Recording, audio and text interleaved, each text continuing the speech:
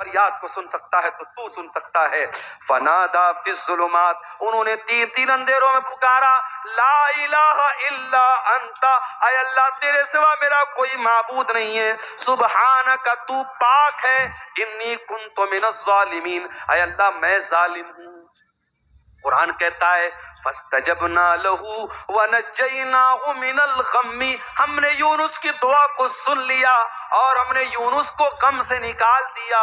اور اے مومنو، اگر تم بھی اللہ سے اسی اخلاص کے ساتھ، اسی توحید کے ساتھ دعا کرو گے، وَكَذَلِكَ نُنْجِي الْمُؤْمِنِينَ، ہم تمہاری دعا کو بھی سنیں گے.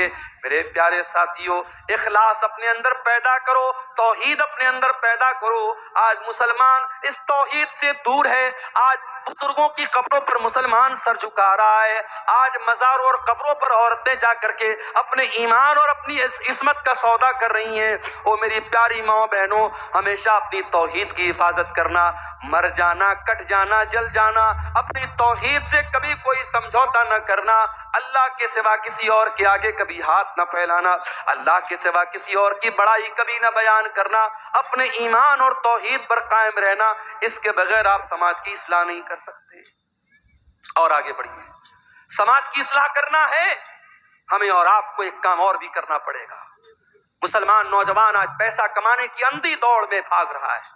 کوئی جوا کے ذریعے پیسہ کما رہا ہے، کوئی سٹے بازی کے ذریعے پیسہ کما رہا ہے، کوئی پیاج کے ذریعے پیسہ کما رہا ہے. اسی بہار کے بعض علاقوں میں مجھے لوگوں نے بتایا کہ جن مسلمانوں کے پاس ڈھیر سارا پیسہ ہے وہ اپنے ہی مسلمان بھائی کو پیاج پر قرضہ دے رہے ہیں. اے مسلمان، تجھے معلوم نہیں کہ تیری شریعت میں اس بیاج کو کتنا بڑا گناہ قرار دیا گیا ہے. اللہ کے نبی نے فرمایا کہ سود کے بیاج کے 70 سے زیادہ دروازے ہیں، جس میں سب سے ہلکا دروازہ یہ ہے، سب سے ہلکا درجہ یہ ہے این کی ہر رجل امہ، کہ انسان اپنی سگی ماں کے ساتھ زنا کرے. اپنی سگی ماں کے ساتھ زنا کرنا جتنا بڑا پاپ ہے، جتنا بڑا گناہ ہے، اس سے بھی بڑا گناہ پیاج کی رقم کھانا ہے. اسلام میں پیاج کے لیے کوئی جگہ نہیں ہے، اور آج مسلمان پیاج کھا رہا ہے. کوئی بینک سے ملنے والا انٹرسٹ کھا رہا ہے، کوئی ایف ڈی کرا کے کھا رہا ہے، کوئی اپنے ہی مسلمان بھائی کو پیاج پر قرضہ دے کے پیاج کھا رہا ہے. میرے پیارے ساتھیو، یہ پیاج کی رقم تیرے گھر میں آئے گی، تیری نیکیوں کو برباد کر دے گی، تیرے گھر کے چین کو برباد کر دے گی، تیرے سکون کو برباد کر دے گی. اللہ کے نبی فرماتے ہیں، او لوگو کان کھول کر کے سن لو، جس جسم کی پرورش حرام کمائی سے ہو جائے، فالنار اولا بہی، وہ جسم جہنم کی آگ میں ڈالا جائے گا. اللہ کے نبی فرماتے ہیں ان اللہ طیب لا یقبل الا طیبا، اللہ پاک ہے اور پاک چیزوں کو قبول کرتا ہے، اللہ ناپاک چیزوں کو قبول نہیں کرتا ہے. پھر اللہ کے نبی فرماتے ہیں او لوگو، اللہ قرآن میں ایمان والوں کو بھی یہی حکم دیتا ہے، یا ایھا الذین آمنوا کلوا مما فی الارض حلالا طیبا، اے ایمان والو زمین کے اندر جو حلال چیزیں وہ کھایا کرو. اور اللہ اپنے رسولوں سے کہتا ہے یا ایھا الرسل کلوا من الطیبات واعملوا صالحا، اے میرے پیغمبرو، اے میرے رسولو، پاک چیزوں کو کھایا کرو، حلال چیزوں کو کھایا کرو. رسولوں کو بھی اللہ نے حلال کھانے کا حکم دیا اور ایمان والوں کو بھی اللہ نے حلال کھانے کا حکم دیا. اور آگے اللہ کے نبی فرماتے ہیں ایک آدمی بہت لمبا سفر کر کے آتا ہے، اس کے بال میلے کچیلے ہو جاتے ہیں، اس کے کپڑے گندے ہو جاتے ہیں، اور وہ ہاتھوں کو اٹھا اٹھا کے دعا کرتا ہے اور کہتا ہے کہ اے میرے رب، اے میرے رب. لیکن اس کا کھانا حرام کمائی کا، اس کا پانی حرام کمائی کا، اس کا لباس حرام کمائی کا، اس کی پرورش حرام کمائی کی. فَأَنَّا يُسْتَجَابُ لِذَلِكَ، اللہ کے نبی فرماتے ہیں اس انسان کی دعا کہاں سے قبول ہوگی. او میرے پیارے ساتھیو، آج ہر جلسے میں دعا ہو رہی ہے، ہر پروگرام میں دعا ہو رہی ہے، پھر بھی ظالم کے ظلم نہیں رک رہا ہے، پھر بھی ہماری جان و مال پر حملے ہو رہے ہیں، ہماری مسجدوں پر حملے ہو رہے ہیں. کہیں ایسا تو نہیں کہ ہماری حرام خوری کی وجہ سے ہماری دعائیں قبول نہیں ہو رہی ہیں. او لوگو اپنی کمائیوں کو حلال کر لو، جب تک کمائی حلال نہ ہوگی تب تک اللہ تعالیٰ دعاؤں کو قبول نہیں کرے گا. سود کھا رہا ہے مسلمان، پیاج کھا رہا ہے مسلمان، ہمارے کتنے نوجوان ہیں جو آن لائن جوا کھیل رہے ہیں، سٹے بازی کر رہے ہیں، کوئی کرکٹ کے میچ پر سٹا لگا رہا ہے، کوئی ایویٹر گیم میں پیسے لگا رہا ہے، کوئی شیئر مارکیٹ میں جو حرام شکلیں ہیں ان میں پیسہ لگا کے پیسہ کمانا چاہتا ہے۔ وہ لوگوں حلال طریقے سے کروڑوں کما لو، حرام طریقے سے 10 روپیہ بھی نہ کمانا، حرام کمائی آپ کی نیکیوں کو برباد کر دی۔ اور آگے بڑھیں، سماج کی اصلاح اگر کرنی ہے، اپنی عورتوں کی بھی اصلاح کرنا بہت ضروری ہے۔ او میری پیاری ماں بہنوں، جس اسلام کے اندر آپ کو یہ حکم دیا گیا وَقَرْنَ فِي بُيُوتِكُنَّ، اے عورتوں تم اپنے گھر میں عزت کے ساتھ رہا کرو، وَلَا تَبَرَّجْنَ تَبَرُّجَ الْجَاهِلِيَّةِ الْأُولَىٰ، اور جب تم گھر سے نکلا کرو تو بن سنور کر کے نہ نکلا کرو۔ او میری پیاری ماں بہنوں، آپ نماز پڑھنے کے لیے گھر سے نکلیں، آپ جمعہ کی نماز پڑھنے کے لیے گھر سے نکلیں، آپ تراویح کی نماز پڑھنے کے لیے گھر سے نکلیں۔ اللہ کے نبی فرماتے ہیں اگر کوئی عورت گھر سے نماز پڑھنے کے لیے نکلی ہے اور ایسی خوشبو لگا کر کے نکلی ہے کہ وہ خوشبو غیر مردوں تک پہنچ رہی ہے، اللہ کے نبی فرماتے ہیں کہ جب تک وہ عورت واپس جا کر کے وہ والا غسل نہ کرے جو ناپاکی کی حالت میں کیا جاتا ہے، جو جنابت کی حالت میں کیا جاتا ہے، یعنی مکمل غسل نہ کر لے، تب تک اس عورت کی نماز اللہ تعالیٰ قبول نہیں کرے گا۔ میری پیاری ماں بہنوں، جو اسلام آپ کو نماز پڑھنے کے لیے خوشبو لگا کر آنے کی اجازت نہیں دیتا، وہ کسی میلے ٹھیلے میں جانے کے لیے، کسی بازار میں جانے کے لیے، کسی جگہ گھومنے پھرنے کے لیے اپنے آپ کو سجا سنوار کر کے، اور آج جب سے کورونا کا دور آیا ہم نے اسی کٹیہار اور سیمانچل اور ارریہ کے علاقے میں دیکھا کہ پہلے جو لڑکیاں پورا نقاب لگایا کرتی تھی، جو پہلے لڑکیاں پورا حجاب لگایا کرتی تھی، اب حجاب کو تو چھوڑ دیا گیا، اب بہت کرتی ہیں تو کیا کرتی ہیں، کپڑا تو وہی نارمل پہنے ہوئے ہیں، وہی نارمل کپڑا پہنے ہوئے ہیں، بس چہرے کے اوپر ایک ماسک لگا لیا اور ماسک کو سمجھ لیا کہ یہ پردے کا الٹرنیٹ ہو گیا۔ میری پیاری ماں بہنوں، یہ ماسک لگا کر کے آپ نے اپنے پردے کا جنازہ تو خود نکال دیا ہے۔ او میری پیاری بہنوں، اپنی خوبصورتی کو دنیا کے سامنے نمایاں نہ کرو، تمہیں اللہ تعالیٰ نے پردے میں رہنے کا حکم دیا ہے۔ اللہ کہتا ہے اے نبی اپنی بیٹیوں سے کہہ دو، اے نبی اپنی بیویوں سے کہہ دو، اے نبی تمام مسلمان عورتوں سے کہہ دو کہ جب وہ اپنے گھر سے نکلا کرے یدنین علیہن من جلابیبہن، وہ اپنے اوپر چادر ڈال لیا کریں، وہ اپنے اوپر پلو ڈال لیا کریں، وہ اپنے اوپر نقاب ڈال لیا کریں، ذالک ادنی ان یعرفن فلا یؤذین، یہ زیادہ بہتر ہے کہ اس سے ان کو پہچان لیا جائے گا۔ اچھا آج کیا ہوتا ہے، مدرسے میں پڑھنے والی لڑکی ہے تو وہ نقاب میں رہے گی، اسکول میں پڑھنے والی لڑکی ہے تو وہ کیا کرے گی، ماسک لگا کے گھومے گی یا ماسک بھی نہیں لگائے گی۔ یعنی لڑکی کا کپڑا بتا رہی ہے مدرسے والی لڑکی ہے یا اسکول والی لڑکی ہے۔ میری پیاری ماں اور بہنوں، آپ کی بیٹی کالج میں پڑھے اسلام کو کوئی آپتی نہیں ہے، آپ کی لڑکی اسکول میں پڑھے اسلام کو کوئی اعتراض نہیں ہے، آپ کی لڑکی ڈاکٹر بنے اللہ اور اس کے رسول نے منع نہ کیا ہے، مگر میری پیاری بہنوں آپ کہیں بھی جاؤ اپنی پہچان کو نہ مٹانا۔ اور میں ایسی بھی اپنی بہنوں کو جانتا ہوں، کالج وہ جا رہی ہیں سر سے پیر تک نقاب میں جا رہی ہیں، اپنی کلاس میں اپنے ٹیچر کے سامنے بھی وہ نقاب میں رہتی ہیں۔ میں ایسی مسلمان لڑکیوں کو بھی جانتا ہوں، ان کے کالج میں جب ڈگری دی گئی، جب گولڈ میڈل دیا گیا اور گولڈ میڈل دینے کے ٹائم ان سے کہا گیا کہ جب تک آپ اپنے چہرے کا نقاب نہیں اتاریں گی ہم آپ کو گولڈ میڈل نہیں دیں گے۔ اس مسلمان لڑکی نے گولڈ میڈل لینے سے انکار کر دیا، اس لڑکی نے ڈگری لینے سے انکار کر دیا، مگر اپنے چہرے کو دنیا کے سامنے نقاب کو کھولنا گوارا نہ کیا۔ او میری پیاری بہنوں، ایسی دیندار بہنوں کی آج ضرورت ہے۔ ایک بات بولوں، سوشل میڈیا پر نقاب کا بہت مذاق اڑایا جاتا ہے، کبھی جا کے دیکھیے گا نقاب کے بارے میں بڑے گندے گندے کمنٹس ہوتے ہیں سوشل میڈیا پر، جو اسلام کے دشمن ہیں وہ نقاب کا بہت مذاق اڑاتے ہیں۔ اس لیے میری پیاری بہنوں، آپ سے ایک انورودھ کرنا چاہتا ہوں، ایک ریکویسٹ کرنا چاہتا ہوں، جب نقاب پہن کر کے کٹیہار جاؤ، ارریہ جاؤ، کشن گنج جاؤ، بہادر گنج جاؤ، کسی ایئرپورٹ پر جاؤ، اسٹیشن پر جاؤ، کہیں پر بھی جاؤ، اے میری بہنوں یہ نقاب صرف ایک کپڑے کا ٹکڑا نہیں ہے، یاد رکھنا یہ نقاب اسلام کی پہچان ہے، یہ تمہارے کلچر کی پہچان ہے، تمہارے سنسکرتی کا ایک حصہ ہے۔ یہ نقاب بتاتا ہے کہ تم مسلمان لڑکی ہو، تم مسلمان گھر کی لڑکی ہو۔ اس نقاب کی لاج رکھنا، اس نقاب کا سمان گرنے نہ دینا۔ اے میری بہنوں، نقاب میں رہ کر کے کوئی ایسا کام نہ کرنا جو تمہیں شوبھا نہ دیتا ہو۔ یہ نقاب بتاتا ہے تم عزت دار گھرانے کی ہو، کوئی ایسا کام نہ کرنا۔ دیکھیے، جب ہم بلیک کپڑا پہنتے ہیں، بلیک کپڑے پر کہیں کوئی داغ لگ گیا معلوم نہیں ہوتا ہے، لیکن جب وائٹ کپڑا پہنتے ہیں، وائٹ پر ہلکا سا دھبا بھی لگے گا، دور سے نظر آئے گا عبد الغفار صاحب آپ کے کرتے پر داغ لگا ہوا ہے۔ ایک ہلکا سا دھبا بھی وائٹ کپڑے پر پہچان لیا جاتا ہے۔ جو عورت نقاب نہیں پہنتی ہے، جو پردہ نہیں کرتی ہے، وہ کیا پہن رہی ہے، کہاں جا رہی ہے، دنیا نوٹس نہیں کرے گی، مگر جب نقاب والی عورت گھر سے نکلے گی، وہ کیا کر رہی ہے، کس سے مل رہی ہے، کہاں جا رہی ہے۔ میرے پیارے ساتھیوں، آج بڑے بڑے شہروں میں، دلی اور ممبئی میں باقاعدہ ایسے پارک ہیں، ایسی جگہ ہیں جہاں لڑکے لڑکیاں آپس میں مل کر کے گل چھرے اڑاتے ہیں۔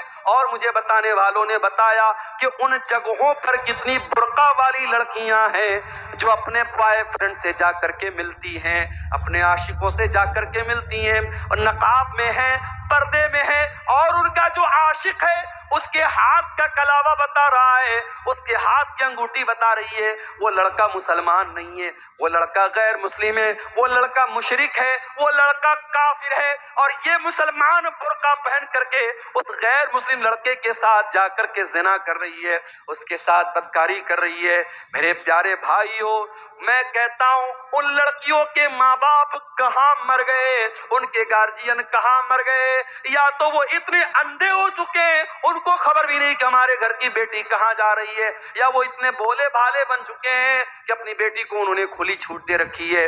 میرے پیارے ساتھیوں، آپ کی بھی ذمہ داری ہے، اگر آپ بیٹی کے باپ ہیں، آپ بیٹی کے گارجین ہیں، یہ بہت بڑی ذمہ داری آپ کے کندھے پر ہے۔ اللہ قیامت کے دن پوچھے گا، اس قدر برائی کا دور تھا، لڑکے لڑکیاں اتنا زنا کر رہے تھے، اور تیرے گھر میں جوان بیٹیاں تھی، تو نے اپنے بیٹیوں کی دیکھ ریکھ کیوں نہ کی، تو نے اپنی بیٹیوں کی صحیح تربیت کیوں نہ کی؟ او میرے پیارے بھائیوں، بچپن سے اپنی بچیوں کو اتنی اچھی تربیت دو، اتنا نیک بناؤ، اتنا دیندار بناؤ کہ کل جب تمہاری بیٹیاں جوان ہو جائیں اور غلط کوئی کام کرنے کے لیے ان کو اکسائیں تو ان کے دل میں یہ خیال آئے کہ نہیں، میرے باپ نے جو تربیت کی ہے وہ تربیت مجھے غلط قدم اٹھانے نہیں دے گی۔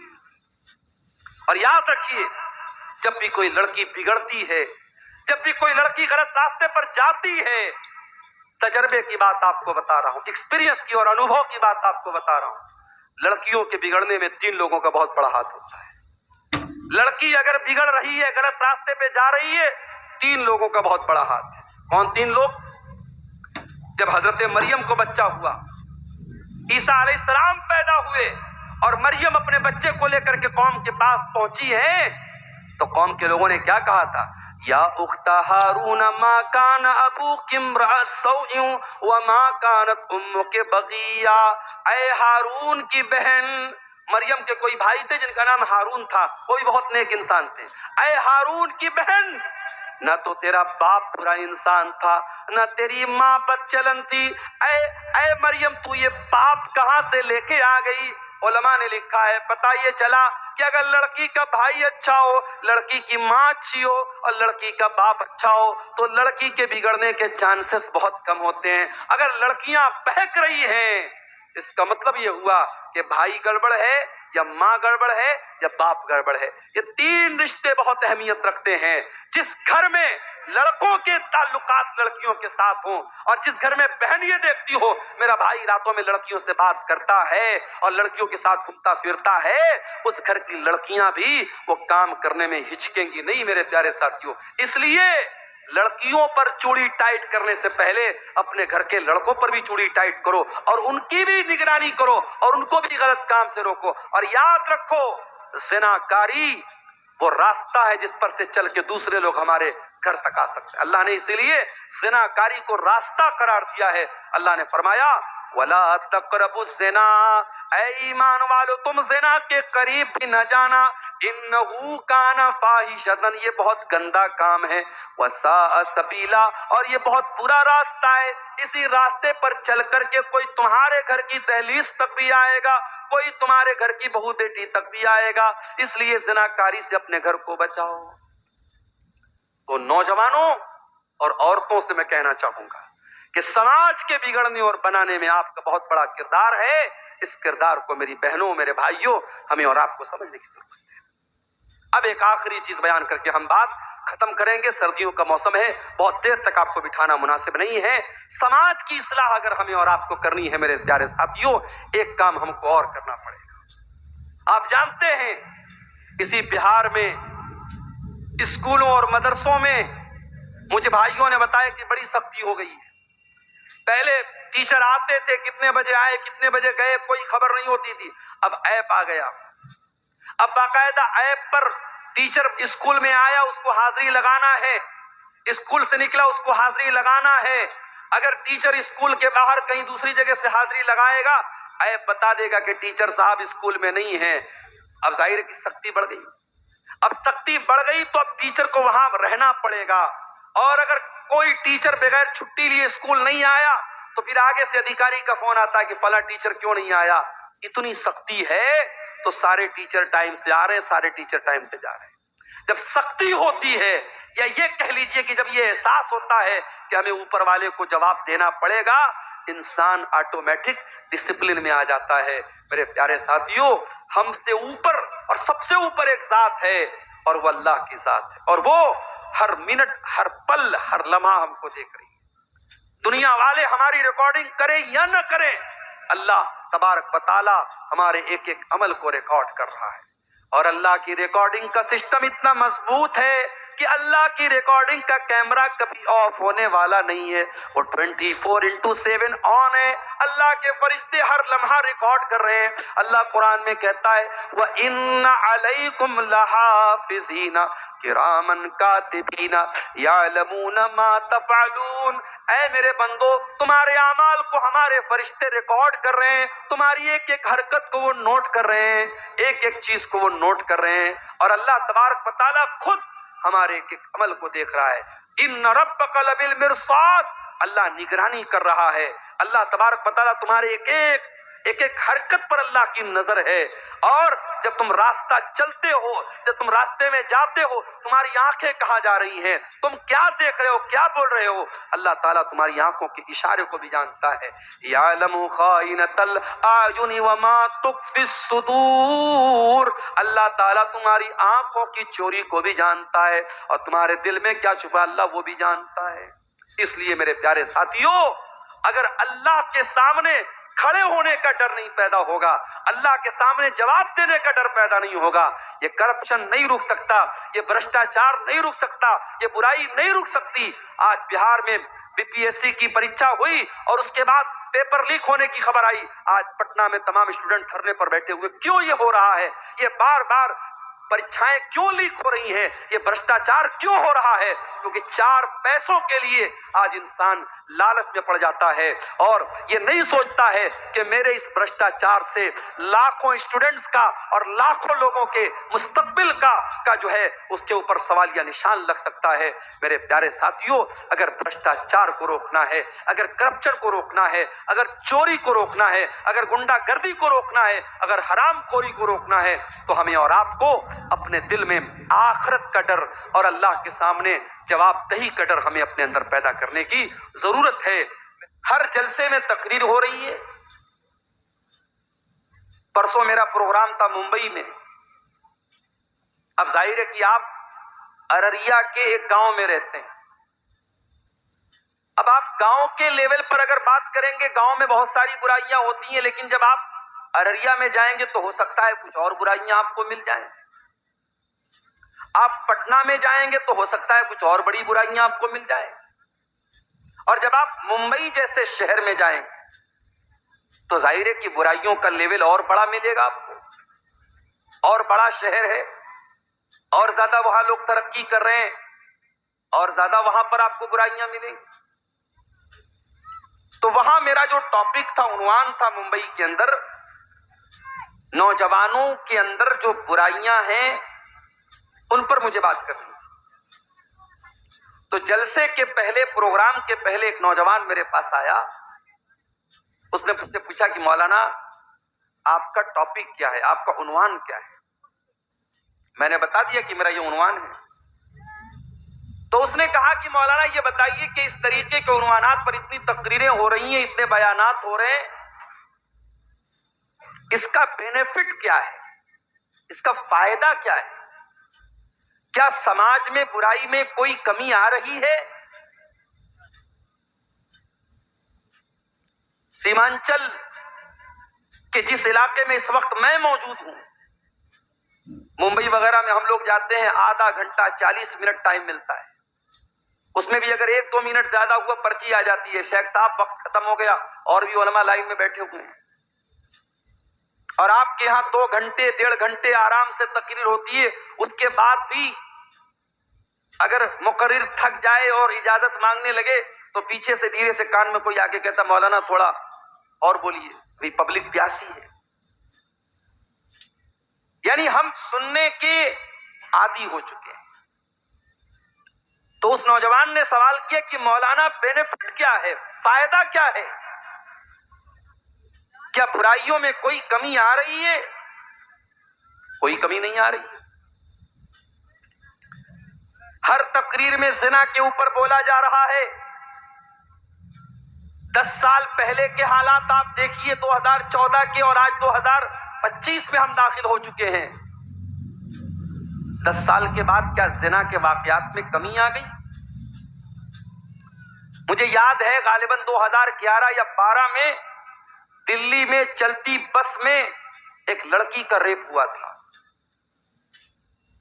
پورے دیش کی میڈیا میں بڑا بوال ہوا تھا، اس کو نربھیا کانڈ کے نام سے جانا جاتا ہے۔ بڑا ظلم ہوا تھا اس لڑکی کے ساتھ، ریپ بھی کیا گیا تھا، اس کو مارا بھی گیا تھا۔ لیکن کیا ریپ کی گھٹنائیں بند ہو گئیں؟ 5 سال کی بچیوں کا ریپ ہو رہا ہے میرے بھائی۔ کشمیر کے کٹھوا میں آپ کو یاد ہوگا ایک معصوم بچی جس کا نام آصفہ تھا، کتنی بے دردی سے اس بچی کو مارا گیا، ریپ کیا گیا اور مارا گیا ایک معصوم بچی کے ساتھ۔ زنا کے واقعات بڑھ رہے ہیں میرے بھائی۔ شراب پر آئے دن تقریریں ہو رہی ہیں۔ بہار میں تو نتیش کمار جی نے پابندی لگا دی، صاف شراب بندی ہو گئی۔ کبھی کبھی ایسا ہوتا ہے پٹنہ سے ارریہ، پٹنہ سے کشن گنج میں آ رہا ہوں، گاڑی اسپیڈ میں چل رہی ہے، راستے میں پولیس والے روک رہے ہیں، ڈرائیور سے پوچھا بھائی کیا بات ہے؟ بولے پولیس والے روک رہے ہیں۔ میں نے کہا کیا معاملہ ہے؟ کہتے دارو چیک کر رہے ہیں، شراب چیک کر رہے ہیں۔ شراب کے لیے چیکنگ ہو رہی ہے۔ لیکن کیا بہار میں شراب پینا لوگوں نے بند کر دیا؟ گراؤنڈ کی حقیقت یہ ہے کہ نیپال کے راستے اور بنگال کے راستے پہلے سے زیادہ شراب کی سپلائی ہو رہی ہے بہار میں۔ اور صرف شراب ہی نہیں، آپ حیرت کریں گے کہ آج ہمارا نوجوان کس کس چیز کا نشہ کر رہا ہے۔ سائیکل اور بائک کے ٹائر میں جو پنچر بنانے کے لیے جو سولوشن استعمال ہوتا ہے، جو مسالہ استعمال ہوتا ہے، اس مسالے کو نوجوان نشے کے طور پر استعمال کرتا ہے۔ سردی اور زکام میں زنڈو بام جس کو باڈی پر ملا جاتا ہے، اعضائے بدن پہ، جسم پر، شریر پہ لگایا جاتا ہے، اس زنڈو بام کو نشہ خور لوگ اس کو جو ہے پاؤ روٹی کے اوپر، بن کے اوپر لگا کے اس کو کھا رہے ہیں اور نشہ کر رہے ہیں۔ نئے نئے طریقے اپنا کر کے نشہ خوری ہو رہی ہے۔ برائیاں بڑھ رہی ہیں میرے پیارے ساتھیوں۔ تو اس نوجوان نے مجھ سے یہی سوال کیا تھا مولانا یہ تقریر کا فائدہ کیا ہے؟ تو میں نے ممبئی، اس کو تو جواب نہیں دیا، میں نے ممبئی کی تقریر میں یہ جواب دیا تھا۔ میں نے کہا ایک بات بتاؤں آپ کو، برائی جتنی بھی بڑھ رہی ہو، اگر اتنے برائی کے دور میں بھی اگر اسٹیج پر اور مائک میں اور ممبر پر اور محراب میں اگر برائی کو برائی کہا جا رہا ہے، یہ بھی بڑی بات ہے۔ میرے پیارے ساتھیو، ایک زمانہ ایسا بھی آئے گا آپ اپنی آنکھوں سے برائی کو دیکھیں گے لیکن آپ کے اندر اتنا گٹس نہیں ہوگا، اتنی ہمت نہیں ہوگی کہ آپ برائی کو برائی کہہ سکیں۔ اللہ کے نبی فرماتے ہیں، حسن درجے کی روایت ہے،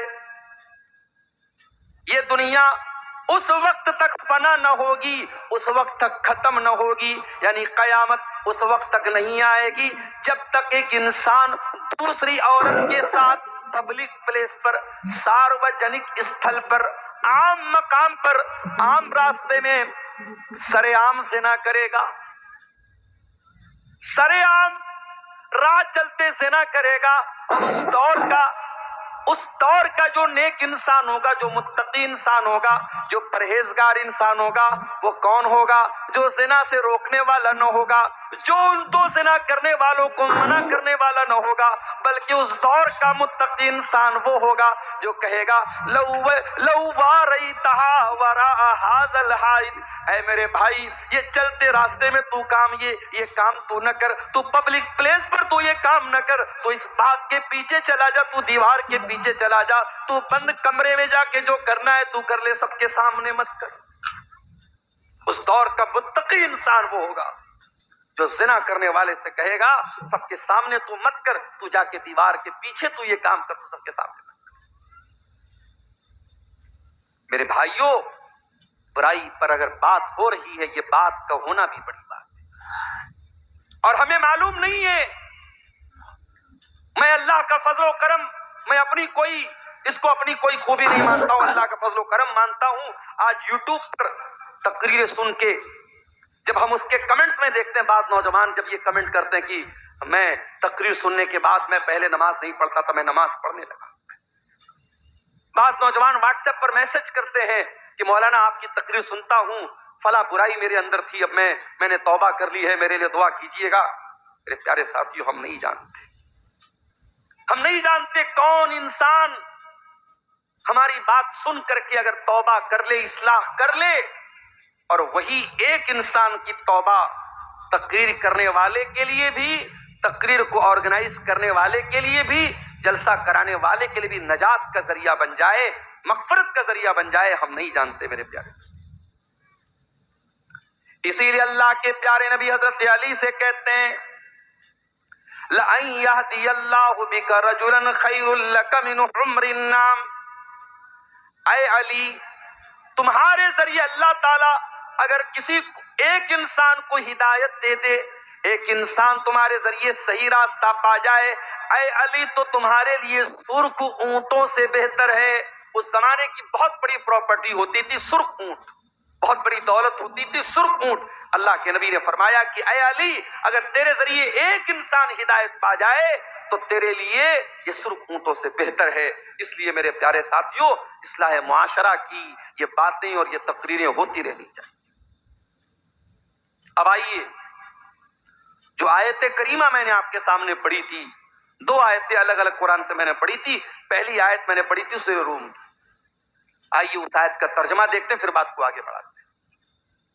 ظہر الفساد فی البر والبحر بما کسبت ایدی الناس، خشکی کے اندر، تری کے اندر، زمین کے اوپر اور پانی کے اندر، جہاں پر بھی تم کو فساد نظر آئے، جہاں پر بھی تم کو بگاڑ نظر آئے، جہاں پر بھی تم کو تباہی نظر آئے، جہاں پر بھی تم کو مصیبت نظر آئے، ظہر الفساد فی البر والبحر بما کسبت ایدی الناس، وہ انسانوں کے کرتوتوں کا نتیجہ ہے، وہ لوگوں کے اپنے عمل کا نتیجہ ہے۔ یہ اللہ تعالیٰ نے بہت بڑا قانون بتا دیا۔ دنیا میں جتنی مصیبتیں ہیں، پریشانیاں ہیں، چاہے کہیں بارش کا نہ ہونا ہے، کہیں بارش کا زیادہ ہونا ہے، کہیں سیلاب کا آنا ہے، کہیں ظالم حکومت کا آنا ہے، جتنی بھی مصیبتیں ہیں وہ انسانوں کے کرتوتوں کا نتیجہ ہے، وہ انسانوں کے پاپوں کا اور انسان کے گناہوں کا نتیجہ ہے۔ دوسری آیت جو میں نے پڑھی تھی قرآن کریم کے 30ویں پارے سے میں نے پڑھی تھی، سورہ فجر کی کچھ آیتیں۔ والفجر، قسم ہے فجر کی، وہی فجر کی نماز اور وہی فجر کا وقت جب مؤذن اذان کی آواز میں کہتا ہے الصلاۃ خیر من النوم، مؤذن بیچارہ مائک پر کھڑے ہو کر کے چلا چلا کے کہتا ہے کہ نماز نیند سے بہتر ہے، اور ہم آرام سے اپنے کمبلوں کو اوڑھ کر کے، اپنے رضائیوں کو اوڑھ کر کے، اپنے لحاف کو اوڑھ کر کے سوئے رہتے ہیں، اور ہم مؤذن کی اذان کے جواب میں گویا یہ کہتے ہیں کہ اے مؤذن تیرے لیے نماز نیند سے بہتر ہوگی، میرے لیے تو نیند بہتر ہے، میں اپنے آرام کو چھوڑ کر کے نماز پڑھنے نہیں آؤں گا۔ کبھی کبھی جب میں صبح نکلتا ہوں کہیں پروگرام کے لیے، مجھے حیرت ہوتی ہے میرے بھائی، ہائی وے کے اوپر مسلمان نظر نہیں آتا ہے، غیر مسلم نوجوان لڑکے لڑکیاں صبح صبح نکلے ہوئے ہیں ہائی وے کے اوپر، کوئی واکنگ کر رہا ہے، کوئی پولیس میں جانے کی تیاری کر رہا ہے، کوئی آرمی میں جانے کی تیاری کر رہا ہے، اپنے اپنے مشن میں دنیا لگی ہے، اور مسلمان نوجوان رات میں فیس بک چلا کر کے، انسٹاگرام چلا کر کے، انٹرنیٹ چلا کر کے بیچارہ وہ سو رہا ہے، فجر میں اٹھنے کے لیے تیار نہیں۔ فجر کا ٹائم بڑی برکت والا ٹائم ہے، او دولت کمانے والوں، او بڑے بڑے بزنس کرنے والوں، پیسہ کمانے والوں، فجر کی 2 رکعت نماز جو سنت پڑھی جاتی ہے، اللہ کے پیارے نبی فرماتے ہیں رکعت الفجر خیر من الدنیا وما فیہا، فجر کی 2 رکعت سنت دنیا کی تمام نعمتوں سے بہتر ہے۔ دنیا کے ارب پتی کے پاس بھی وہ دولت نہیں ہے، کھرب پتی کے پاس بھی وہ دولت نہیں ہے جو 2 رکعت فجر کی سنت پڑھ دیتا ہے، اتنی قیمتی ہے 2 رکعت کی سنت فجر۔ اسی لیے اللہ کے نبی فرماتے ہیں من صلی الصبح، جو فجر کی نماز جماعت کے ساتھ پڑھتا ہے فہو فی ذمۃ اللہ، وہ اللہ تعالیٰ کی ذمہ داری میں آ جاتا ہے، وہ اللہ کی پناہ میں آ جاتا ہے، اللہ کی سرکشا میں آ جاتا ہے۔ جب آپ اپنی صبح کی شروعات ہی فجر کی نماز میں غائب رہ کے کرتے ہیں، اللہ کی سرکشا کہاں سے حاصل ہوگی، اللہ کی حفاظت کہاں سے حاصل ہوگی؟ والفجر، قسم ہے فجر کے وقت کی۔ اللہ کے پیارے نبی جب کسی لشکر کو بھیجتے تھے تو فجر کے ٹائم بھیجتے تھے، اور آپ دعا کرتے تھے اللہم بارک لامتی فی بکورہا، اے اللہ تو میری امت کے صبح کے ٹائم میں برکت عطا فرما۔ تیرے نبی نے جس ٹائم کی برکت کی دعا کی تھی تو اس ٹائم سویا پڑا رہتا ہے۔ فجر کے وقت کی قسم کھا کر کے اللہ تعالیٰ بتا رہا ہے یہ بڑا ہی برکت والا وقت ہے، بڑا ہی سہانا وقت ہے، میں اس وقت کی قسم کھاتا ہوں۔ وَلَيَالٍ عَشْرٍ، اور قسم ہے 10 راتوں کی۔ یہ کون سی 10 راتیں؟ مفسرین نے لکھا ہے، علماء نے لکھا ہے، یہ ذی الحجہ کی 1 تاریخ سے لے کر کے 10 تاریخ تک کی 10 راتیں۔ جس طریقے سے رمضان کی آخری 10 راتوں کی بہت فضیلت ہے، ویسے ہی ذی الحجہ کے شروع کے 10 دنوں کی بہت فضیلت ہے۔ بلکہ کچھ حدیثوں میں اللہ کے نبی فرماتے ہیں کہ سال بھر میں کسی نیکی کا ثواب اتنا زیادہ نہیں ملتا ہے جتنا ان 10 دنوں کی نیکی کا ملتا ہے۔ رمضان میں تو تھوڑی بہت ہم لوگ نیکی کرتے ہیں، مگر ذی الحجہ کا جب مہینہ آتا ہے، کوئی بکرا خرید رہا ہے، کوئی بیل خرید رہا ہے، کوئی قربانی کا جانور خرید رہا ہے، بس اتنا ہی ہم اس کا خیال کرتے ہیں۔ ذی الحجہ کے شروع کے 10 دن بڑے قیمتی ہیں، اللہ تعالیٰ قسم کھا رہا ہے۔ والفجر، قسم ہے فجر کے وقت کی۔ ولیال عشر، اور قسم ہے 10 راتوں کی۔ والشفع والوتر، اور قسم ہے طاق کی اور جفت کی۔ طاق اور جفت سمجھتے ہیں، جس کو انگلش میں آڈ اینڈ ایون بولتے ہیں، پتہ نہیں آپ کے بنگلہ میں یا شیرشابادی بھاشا میں اس کو کیا بولتے ہیں۔ ہمارے یہاں بنارس کی بھاشا میں بولتے فٹ اور جوڑا، 2 ہے تو جوڑا، 1 ہے 3 ہے تو فٹ بولتے ہیں۔ آپ کے کیا بولتے ہیں؟ جوڑ بے جوڑ، جوڑ بے جوڑ کی قسم کھا رہا اللہ تعالیٰ۔ اللہ تعالیٰ بے جوڑ ہے، ایک ہے، وہ 2 نہیں ہو سکتا۔ اور دنیا کی ہر چیز کا جوڑا موجود ہے. زمین کا جوڑا آسمان، اندھیرے کا جوڑا اجالا، لڑکے کا جوڑا لڑکی، ہاتھ کا جوڑا پیر، ہر چیز کا جوڑا موجود ہے. ہر چیز کا کوئی نہ کوئی اپوزٹ موجود ہے. لیکن اللہ تبارک و تعالیٰ ایک ایسی ذات ہے اس کا کوئی جوڑا نہیں. والشفع والوتر، قسم ہے جوڑ کی اور بے جوڑ کی، طاق کی اور جفت کی. واللیل اذا یسر، اور قسم ہے رات کی جب رات اپنا سفر طے کرنے لگتی ہے، رات گزرنے لگتی ہے. آج کی رات بھی گزر رہی ہے.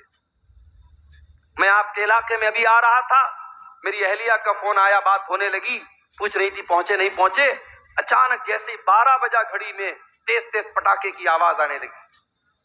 میری اہلیہ کہنے لگی لگ رہا ہے کوئی بارات ورات آئی ہے، کوئی معاملہ ہے. میں نے کہا بارات نہیں آئی ہے، 31 دسمبر کی رات ہے. آج ساری دنیا میں جشن منایا جا رہا ہے، نئے سال کا استقبال ہو رہا ہے. کیسے؟ شراب پی کر کے، آتش بازی کر کے، زنا کر کے، ننگی عورتوں کو نچا کر کے، ہوٹلوں میں عیاشی کر کے یہ نیا سال کا جشن منایا جا رہا ہے. اور یہ نیا سال کا جشن صرف عیسائی نہیں منا رہا ہے، صرف کرسچن نہیں منا رہا ہے، صرف انگریز نہیں منا رہا ہے، یہ لا الہ الا اللہ اور محمد رسول اللہ پڑھنے والا بھی منا رہا ہے. ارے نادان، تیری زندگی کی دیوار سے ایک اور اینٹ گر گئی. تو 2024 میں 24 سال کا تھا، 2025 آیا تو 25 سال کا ہو گیا. تو اپنی موت سے ایک قدم اور قریب ہو گیا. تیری زندگی کی کتاب سے ایک پیج اور پھاڑ لیا گیا.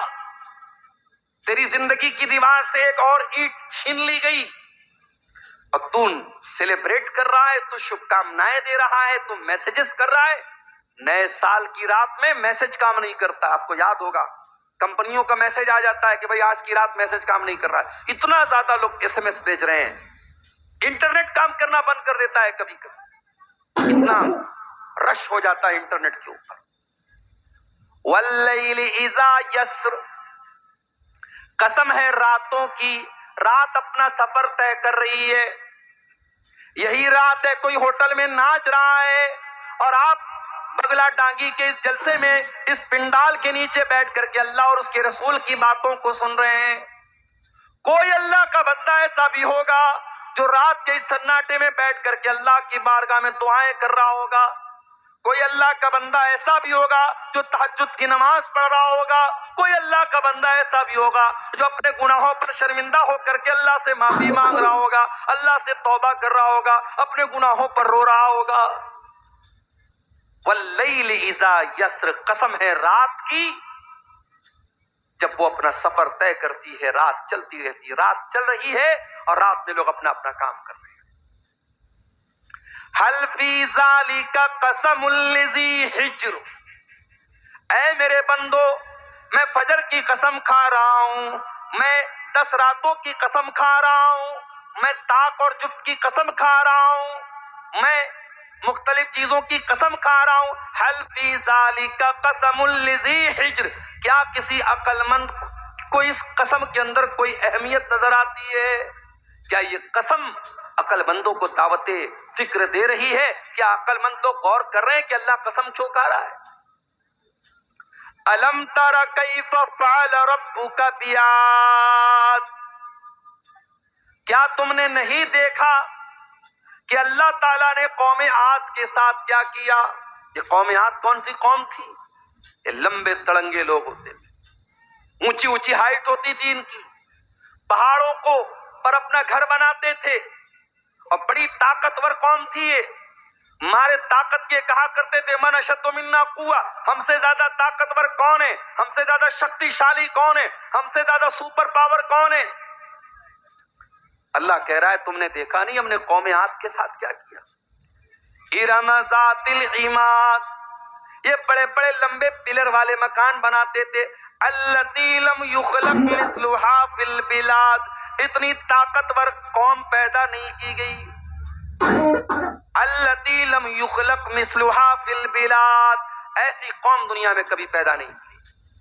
وَثَمُودَ الَّذِينَ جَابُوا الصَّخْرَ بِالْوَادِ، کیا تم نے نہیں دیکھا کہ ہم نے قوم سمود کے ساتھ کیا کیا؟ جو قوم سمود پہاڑوں کو کاٹ کاٹ کر کے مکان بنایا کرتی تھی۔ وَفِرْعَوْنَ ذِي الْأَوْتَادِ، اور کیا تم نے نہیں دیکھا کہ فرعون کا کیا انجام ہوا؟ جو نہ ماننے والوں کو، جو فرعون کے آگے سجدہ نہیں کرتے تھے، جو فرعون کی بات نہیں مانتے تھے، ان کے ہاتھوں اور پیروں میں کیلے ٹھکوا کر کے ان کی جان لے لیتا تھا، ان کو مار ڈالتا تھا۔ یہ بڑی بڑی ظالم قومیں تھی، قوم عاد، قوم سمود اور فرعون۔ اللہ نے فرمایا الذین طغوا فی البلاد، یہ وہ لوگ تھے جنہوں نے اللہ کی دھرتی پر بہت فساد کیا، بہت گناہ کے کام کیے، بہت پاپ کیے، بہت اللہ کی نافرمانی کی۔ فَأَكْثَرُوا فِيهَا الْفَسَادَ، انہوں نے بہت زیادہ زمین کے اندر فساد مچایا۔ فَصَبَّ عَلَيْهِمْ رَبُّكَ سَوْطَ عَذَابٍ، اللہ نے ان کے اوپر اپنے عذاب کا کوڑا برسا دیا۔ آج اللہ کے عذاب کا کوڑا ہم پر برس رہا ہے میرے بھائی، ہم رو رہے ہیں۔ ہماری مسجدیں ہیں اللہ نشانے پر ہے ظالموں، ہماری مسجدوں پر تالے لگنے کی نوبت آ رہی ہے، ہمیں ڈرایا جا رہا ہے۔ کل اللہ پوچھے گا قیامت کے، ارے تم مسجدوں کی کیا بات کرتا ہے میرے بندے؟ تیرے گاؤں کی مسجد میں مؤذن 5 ٹائم اذان دیتا رہا، تو 5 ٹائم اپنے اللہ کے گھر میں، اپنے محلے کی، اپنے گاؤں کی مسجد میں تو نماز پڑھنے نہیں جاتا تھا، تجھے کیا مسجد کا درد تھا؟ اللہ پوچھے گا تو ہم کیا جواب دیں گے؟ دلی کی جامع مسجد میں ابھی ایک فیس بک پر ایک ریل آئی، ایک غیر مسلم لڑکا ایک مسلمان، حالانکہ لڑکا لڑکی دونوں غیر مسلم تھے، مگر انہوں نے ایکٹنگ کی، ایک ریل بنائی جس میں یہ دکھایا گیا کہ ایک غیر مسلم لڑکے کو مسلمان لڑکی سے پیار ہو گیا۔ آج کل یہ بھی چل رہا ہے نا، مسلمان لڑکیوں کو پھنسانے کے لیے اس طریقے کی مووی بنائی جا رہی ہے اور ریلز بنائی جا رہی ہے تاکہ مسلمان لڑکیاں اٹریکٹ ہو جائیں ان سب چیزوں کی طرف۔ جامع مسجد دلی کے اندر وہ ویڈیو وائرل ہوا ہے انٹرنیٹ کے اوپر کہ باقاعدہ ایک بےہودہ قسم کا ویڈیو بنایا جا رہا ہے، اور وہ بھی مسجد کے اندر۔ دلی کی کچھ مسجدیں تو ایسی ہیں جو کھنڈر بن گئی ہیں، کسی زمانے میں مسجد تھی اب کھنڈر بن گئی ہے، اور وہ لور پوائنٹ بن گیا ہے، لڑکا لڑکی وہاں جا کر کے ملتے جلتے ہیں اور پیار محبت کی اور عشق و عاشقی کی باتیں کرتے ہیں۔ اللہ پوچھے گا قیامت کے دن کہ کیا مسجدیں اس مقصد کے لیے تھی، عیاشی کا اڈا بنانے کے لیے، پکنک اسپاٹ بنانے کے لیے؟ تو نے اپنے محلے اور گاؤں کی مسجدوں کی فکر نہیں کی، اور تیرے ملک میں کتنی مسجدیں ایسی تھی جن کو تو نماز سے آباد کر سکتا تھا، تو نے نہیں کیا، تو کیا رونا روتا ہے مسجدوں کا؟ فَصَبَّ عَلَيْهِمْ رَبُّكَ سَوْطَ عَذَابٍ، اللہ کہہ رہا ہے کہ تمہارے رب کے عذاب کا کوڑا ان قوموں کے اوپر برسا ہے جنہوں نے اللہ کی نافرمانی کی۔ اگر قوم عاد نے اللہ کی نافرمانی کی، قوم سمود نے اللہ کی نافرمانی کی، فرعون نے اللہ کی نافرمانی کی، اور ان کے اوپر اللہ کا عذاب آیا، تو ہم کوئی دودھ کے دھلے نہیں ہیں، ہم پر بھی اللہ کا عذاب آئے گا اگر ہم نے گناہ کو دعوت دی۔ میرے پیارے ساتھ، ماشاء اللہ حاجی صاحب چہرے پر بھرپور داڑھی بھی رکھے ہوئے ہیں، ماتھے پر سجدے کا نشان بھی ہے، 5 ٹائم کے نمازی بھی ہیں۔ حاجی صاحب سے پوچھو، حاجی صاحب آپ کے والد کا انتقال ہوا، والد پراپرٹی میں کیا چھوڑ کے گئے؟ حاجی صاحب نے کہا ہمارے والد اپنی پراپرٹی میں زمین چھوڑ کے گئے، کھیت چھوڑ کے گئے، مکان چھوڑ کے گئے، روپیہ پیسہ چھوڑ کے گئے۔ حاجی صاحب آپ کے کتنے بھائی بہن ہیں؟ ہم لوگ 2 بھائی ہیں، 3 بہنیں ہیں۔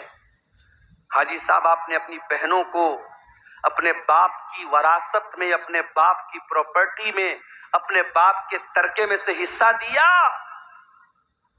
حاجی صاحب کا منہ بند، نہیں، بہن کو تو نہیں دیا۔ بھائی کے ساتھ بٹوارا کر لیا، بہن کو نہیں دیا۔ بہن کو کیا دیا؟ بہن کو عزت دے رہے ہیں، ہر سال بہن کو بلاتے ہیں، بہن کو دعوت کھلاتے ہیں، بہن کو تھوڑا بہت اس کا خیال رکھتے ہیں، باپ کی وراثت میں ہم نے بہن کو حق نہیں دیا۔ حاجی صاحب آپ کون سے مسلک کو مانتے ہیں؟ الحمدللہ پکا اہل حدیث ہوں۔ حاجی صاحب ہاتھ کہاں باندھتے؟ سینے پر باندھتا ہوں۔ آمین آہستہ بولتے ہیں کہ زور سے؟ بالکل زور سے بولتا ہوں۔ حاجی صاحب نماز میں کھڑے ہوتے تو پیر سے پیر ملاتے کہ نہیں ملاتے؟ بالکل ملاتا ہوں، میں اہل حدیث ہوں، پکا اہل حدیث ہوں۔ حاجی صاحب نماز میں اہل حدیث ہیں، حاجی صاحب داڑھی کے معاملے میں اہل حدیث ہیں، حاجی صاحب نماز کے معاملے میں اہل حدیث ہیں، لیکن بہن اور بیٹی کا حق دینے کی بات آئی تو حاجی صاحب وہی کرتے ہیں جو سماج میں ہوتا چلا ہے۔ میرے پیارے ساتھیوں، اللہ تعالیٰ نے باقاعدہ ایک سسٹم بنایا ہے کہ کسی کے مرنے کے بعد اس کی پراپرٹی میں، اس کی زمین میں، اس کی جائیداد میں کون کون وارث ہوگا، اور شریعت نے باقاعدہ اس کا قانون بنایا ہے جس کو اسلام کا نظام میراث کہتے ہیں، اسلام کا قانون وراثت کہتے ہیں۔ اگر آپ کو اس کو جاننا ہے تو قرآن کی سورہ نساء کی جا کر کے تلاوت کر لیجئے۔ سورہ نساء کی صرف 3 آیتوں میں اللہ تعالیٰ نے پورا اسلام کا سسٹم آف انہیریٹنس، وراثت کا جو قانون ہے اللہ نے بیان کیا۔ اور اللہ تعالیٰ نے جب وراثت کا قانون بیان کیا تو کیا فرمایا؟ تلک حدود اللہ ومن یطع اللہ ورسولہ یدخلہ جنات تجری من تحتها الانہار خالدین فیہا وذالک الفوز العظیم۔ اے میرے بندو، یہ وراثت کا قانون جو میں نے بیان کر دیا، یہ میرا بنایا ہوا قانون ہے، یہ میرا بنایا ہوا سسٹم ہے، اور جو اس کو مانے گا وہ جنت میں جائے گا۔ وَمَن يَعْصِ اللَّهَ وَرَسُولَهُ وَيَتَعَدَّ حُدُودَهُ يُدْخِلْهُ نَارًا خَالِدًا فِيهَا وَلَهُ عَذَابٌ مُهِينٌ۔ اور جو اللہ کے قانون کو نہیں مانے گا، جو منمانی کرے گا، جو اللہ کی نافرمانی کرے گا، رسول کی نافرمانی کرے گا، اس کو جہنم کا دردناک عذاب ملے گا۔ حاجی صاحب آپ کا حج برباد ہو جائے گا، آپ کا عمرہ برباد ہو جائے گا، آپ کی نمازیں آپ کے منہ پر مار دی جائیں گی، آپ کی عبادتیں برباد ہو جائیں گی۔ اللہ پوچھے گا تیرے باپ کی پراپرٹی میں تیری بہن کا حق تھا کہ نہیں تھا؟ میں نے قرآن میں بتایا تھا کہ نہیں بتایا تھا؟ میرے نبی نے حدیثوں میں بتایا تھا کہ نہیں بتایا تھا؟ حاجی صاحب آپ اللہ کو کیا جواب دیں گے؟ بتاؤ میرے پیارے ساتھیوں، کیا یہ سماج کی کڑوی حقیقت نہیں ہے کہ آج ہم وراثت کے معاملے میں اسلام کو فالو نہیں کرتے؟ وراثت کے معاملے میں ہم سماج کو فالو کرتے ہیں۔ بہن کی شادی ہے، ہم جہیز دیتے ہیں جبکہ جہیز کا ثبوت نہیں ہے، بیٹی کی شادی ہم جہیز دیتے ہیں جبکہ جہیز کا ثبوت نہیں ہے، اور جب وراثت کی بات آتی ہے تو ہم کہتے ہیں ارے ہم نے تو لڑکی کی شادی میں اتنا جہیز دیا تھا۔ جہیز جو کہ غلط چیز ہے اس کو بنیاد بنا کر کے اسلام کا جو وراثت کا قانون ہے اس کی ہم مخالفت کرتے ہیں۔ میرے پیارے ساتھیوں، یہ دور جاہلیت کا طریقہ تھا، جب وہاں باپ مرتا تھا تو جو چھوٹا بچہ ہوتا تھا، جو یتیم بچہ ہوتا تھا، جو چھوٹے بھائی ہوتے تھے، ان کو زمین جائیداد میں کوئی حق نہیں ملتا تھا۔ جو بڑے لوگ ہوتے تھے، جو پاورفل ہوتے تھے، وہ زمین جائیداد پر قبضہ کرتے تھے۔ اسلام کا قانون تو اتنا سخت ہے، اگر مرنے والے کا کوئی بچہ اس کی بیوی کے پیٹ میں پل رہا ہے، مرنے والے کا جب انتقال ہوا، ایک لڑکا 60 سال کا تھا، اس کا ایک لڑکا 40 سال کا تھا، اس کا ایک لڑکا 30 سال کا تھا، اس کا ایک لڑکا بھی اس کی بیوی کے پیٹ میں ہے۔ میں مثال دے رہا ہوں ایک، شریعت کیا کہتی ہے؟